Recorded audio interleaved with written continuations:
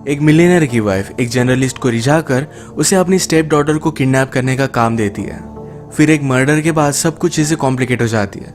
Hello friends, आज मैं आपको पालमेंटो ये 1998 की एक Hollywood thriller mystery movie explain करने वाला हूँ। इस मूवी में अलग अलग ट्विस्ट एंड टर्न्स आते हैं, तो इस एक्सप्लेनेशन को अंत तक जरूर देखिएगा। अब बिना किसी देरी के एक्सप्लेनेशन स्टार्ट करते हैं। मूवी स्टार्ट होती है और हम हमारे मेन कैरेक्टर जिसका नाम है हैरी बार्बर इसको जेल में देख सकते हैं। एक्चुअली एक बहुत ही गलत तरीके से, जो क्राइम उसने किया ही नहीं था, इस वजह से वो जेल में था।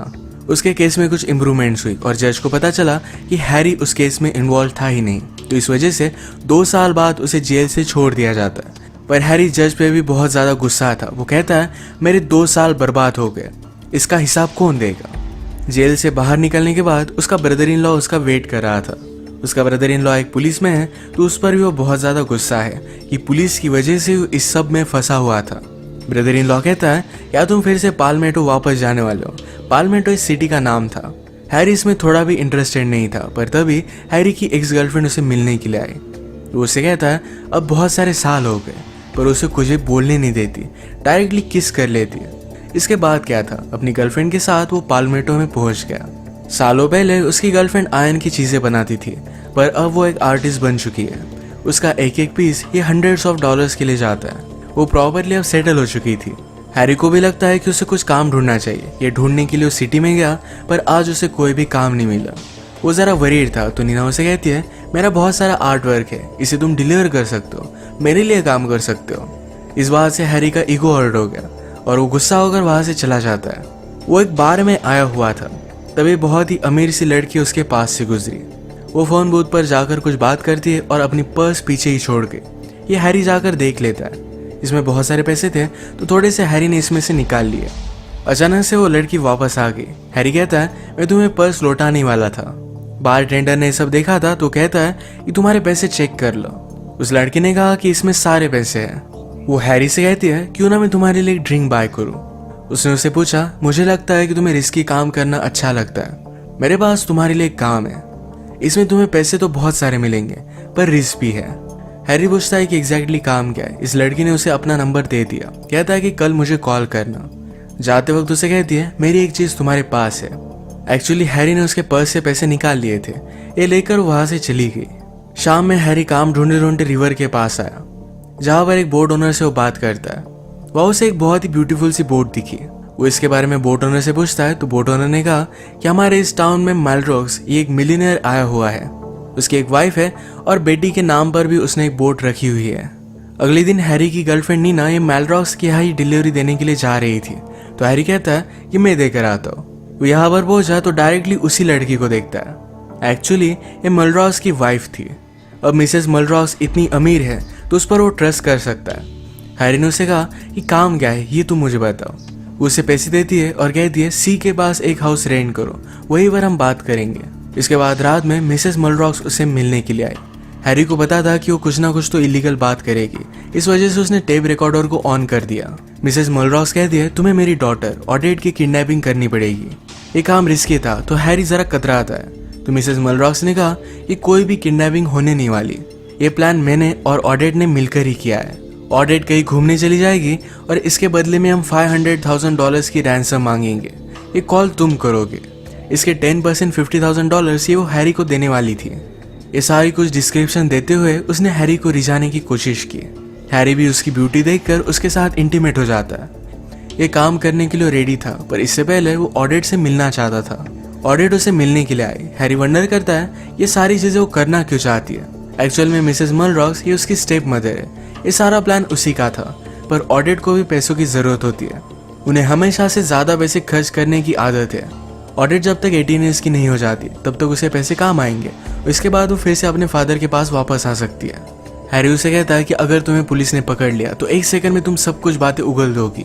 इस पर वो गुस्सा होगी उसे हिट करती है। हैरी भी उसे शांत होकर कहता है अगर हमें ये सब करना है तो एक अच्छे प्लान की जरूरत पड़ेगी। ये फिर सारी चीजें फिक्स करते हैं। अगले दिन हैरी की गर्लफ्रेंड नीना का एग्जीबिशन था। इस एग्जीबिशन में मिसेस मेलरॉक्स भी आई। हैरी ने अपने टाइपराइटर से नोट लिखकर मिसेस मेलरॉक्स को दे दिया। इसमें लिखा था कि अपनी बेटी को अगर सही सलामत पाना चाहते हो तो मुझे $500,000 दे दो। इसके साथ मिसेस मेलरॉक्स को उसने ऑडेट के हेयर्स दिए। इसे सारी चीजें बिलीवेबल लगेगी। अब इनका प्लान था कि ऑडिट अपने फ्रेंड के साथ एक क्लब में जाएगी, पर अचानक से वहां से गायब हो जाएगी। सबको लगेगा कि ऑडिट किडनैप हो गई, पर ऑडिट एक अच्छे से होटल में जाकर सेफली रहेगी। अब इनके इसी प्लान की एग्जीक्यूशन चल रही थी। ऑडिट क्लब से बाहर आई और अपनी गाड़ी के पास आती है, तभी उसकी गाड़ी को पीछे से किसी ने ठोक दिया। उस आदमी के साथ वो झगड़ा करने लग गए। अगर ये फाइट बढ़ जाती तो इनका प्लान प्रॉब्लम में आ जाता, इसलिए हैरी पीछे से आया, उस आदमी के सर पर मारकर ऑडिट को लेकर जाता है। वो ऑडिट पर गुस्सा आता, कहता है छोटी छोटी गलतियां बहुत ही महंगी पड़ती है। उसने उसे बताया कि वो जेल में क्यों गया था। इस टाउन में उसने रिवर के पास बहुत सारी एक्सपेंसिव कार्स देखी। इसकी उसने इन्वेस्टिगेशन की तो यहाँ पर इलीगल गैम्बलिंग चल रही थी। इसे उसने रिपोर्ट करना चाहा, पर उसी के लॉकर में $20,000 मिले। पुलिस को लगा कि हैरी भी इसमें इन्वॉल्व होगा, तो इस वजह से उसे जेल में डाल दिया गया था। इसमें उसकी कोई भी गलती नहीं थी। वो फ्रस्ट्रेटेड था कि उसके 2 साल बर्बाद हो गए, तो इसी वजह से अब एक काम करने के लिए रेडी हुआ था। ऑडिट को सही से ख्याल रखने की इंस्ट्रक्शन देकर वहां से चला जाता है। उसने फिर मॉलरॉस को रैंसम के लिए कॉल लगाया। अगले दिन हैरी को लेने के लिए पुलिस आते हैं। पुलिस स्टेशन जाने पर उसे पता चलता है कि उसके ब्रदर इन लॉ ने उसे बुलाया हुआ था। एक्चुअल में पुलिस को ऑडिट की किडनैपिंग के बारे में पता चल चुका है। वो चाहते थे कि प्रेस में किसी को भी इसके बारे में पता ना चले। हैरी पहले जर्नलिस्ट हुआ करता था, तो उसे इसके बारे में पता है, तो यही काम उसे वो दे देते हैं। हैरी ने फिर ऑडिट को कॉल लगाया। वो कहता है अभी के अभी तुम वापस आ जाओ, हमने अब तक कुछ भी गलत किया नहीं है। ऑडिट इस बात के लिए नहीं मानती। हैरी फिर अपने ब्रदर इन लॉ के पास गया। वो कहता है कि शायद ऑडिट कहीं भाग गई हो, मे बी ये रैंसम वगैरह सिर्फ एक प्रैंक हो सकती है। ब्रदर इन लॉ ने कहा कि मुझे भी ऐसा ही लग रहा था, पर ऑडिट ने घर पर कॉल किया। वो रो रही थी। वो कह रही थी अगर उसके फादर ने पैसे नहीं दिए तो ये लोग उसे मार डालेंगे। हैरी इस बात पर बहुत ज्यादा गुस्सा हो गया। वो मिसेस मॉलरॉस को मिलने के लिए बुलाता है। हैरी ने उससे पूछा कि पुलिस को कैसे पता चल गया। वो मिसेस मॉलरॉस पर ही शक कर रहा था, पर वो कहती है कि मैंने ऐसा कुछ भी नहीं किया। फिर से उसकी ब्यूटी देखकर, उसके रिझाने की कोशिश देखकर वैसे उसकी बातों में आ जाता है। ये दोनों इंटीमेट हो गए। फिर हैरी ने उसे कहा आज रात ही हमें रैंसम मांगनी पड़ेगी। उसने फिर ऑडिट को फिर से सिटी में बुला लिया था। उसने रात में मिसेस मॉलरॉस को कॉल कर एक जगह पर पैसे रखने के लिए बोल दिया। सक्सेसफुली हैरी ये पैसे लेकर आता है। अब वो बहुत ही ज्यादा खुश था। अपने रेंट किए हुए प्लेस पर वो पहुंचा, पर उसे डायरेक्टली ऑडिट की डेड बॉडी वहां मिली। वो बहुत डर जाता है। उसे समझ में नहीं आ रहा था कि क्या करना चाहिए। उसने फिर ऑडिट की डेड बॉडी ली और अपने कार में डाली। इसे वो ठिकाने लगाने वाला था, पर बहुत सारी बारिश होने लग गई थी। एक कार को आगे देख नहीं पाया, तो इस वजह से उसकी गाड़ी साइड लेन से टकरा जाती है। उसका टायर भी फ्लैट हो चुका था। इसे वो फिक्स करने की कोशिश करता है, पर तभी एक पुलिस ऑफिसर पेट्रोल करता हुआ वहां पर पहुंचा।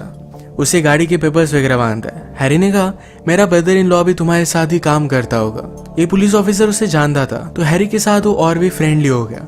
वो कहता है मैं तुम्हें फ्लैट टायर चेंज करने में हेल्प कर सकता हूँ। तुम्हारी डिक्की खोलो, हम इक्विपमेंट्स निकालेंगे। पर हैरी की डिक्की में ऑडिट की डेड बॉडी थी। हैरी जरा सोचता है और डिक्की खोलते वक्त उसने चाबी को तोड़ दिया। पुलिस ऑफिसर के पास अब और कोई ऑप्शन नहीं था। वो कहता है मैं एक टो ट्रक को कॉल करता हूँ, वो तुम्हें घर पर सेफली छोड़ देगा। इस मुसीबत से वो बाल बाल बच गया। अब हैरी गाड़ी और ऑडिट की बॉडी के साथ घर में था। वो आज रात टेंशन में ड्रिंक कर लेता है। सुबह जब उठा तो उसे पुलिस स्टेशन से कॉल आया हुआ था। नीना सारी चीजें नोटिस करती है। वो कहती है कल रात तुमने ड्रिंक किया, आजकल तुम बहुत ही अलग अलग लग रहे हो। हैरी कहता है कि उस लड़की के किडनैपिंग केस की वजह से मैं जरा डिस्टर्ब हूँ। जहाँ पर पैसों की एक्सचेंज हुई थी, उस क्राइम सीन पर हैरी को बुलाया गया था। पुलिस यहाँ पर फुटप्रिंट्स देखते जो हैरी से मैच कर रहे थे, पर उस पर कोई भी शक नहीं करता। हैरी ने आज प्रेस को कंट्रोल करने का सही से काम किया। हैरी का ब्रदर इन लॉ उसे कहता है कि हमारे पास एक विटनेस है। उस रात ऑडिट का जिस आदमी के साथ झगड़ा हुआ था, ये वही विटनेस था। हैरी उसके सामने नहीं आता और जल्दी से वहां से भाग गया। फिर हैरी जल्दी से घर आकर बॉडी को ठिकाने लगाने की कोशिश करने वाला था। इससे पहले उसने बैग निकाला। ये ओपन करते वक्त नीना उसे देख लेती है। कहती कि इस बैग में क्या है। हैरी ये बैग उसे छुपा लेता है। नीना ने कहा कि ये लड़की के बारे में ही है। नीना गैराज में जा रही थी, पर हैरी उसे रोक लेता है। नीना समझ गई कि वो लड़की गैराज में है। हैरी रोने लग गया। वो कहता है कि मैंने कुछ भी नहीं किया है। उसे सब कुछ चीजें बता देता है। उसने उसे पैसे दिखाए, पर एक्चुअल में अंदर सारी फेक नोट्स थी। नीना ने फिर मिसेस मॉलरॉस के बारे में कुछ इन्फॉर्मेशन निकाली। उसे पता चला कि मिस्टर मॉलरॉस का जो ड्राइवर है, जिसका नाम है डॉनली, उसके साथ मिसेस मॉलरॉस का चक्कर चल रहा है। इस सारे प्लान में वो दोनों शामिल थे।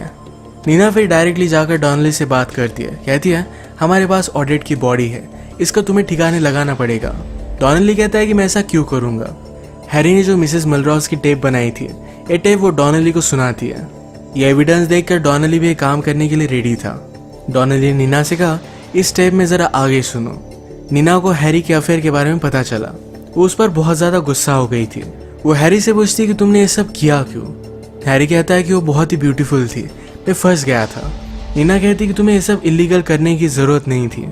हैरी ने कहा कि गलत एविडेंस की वजह से मेरे 2 साल बर्बाद हो गए थे, इस वजह से वो गुस्सा था। थोड़ी देर में इनके पास डॉनली आया।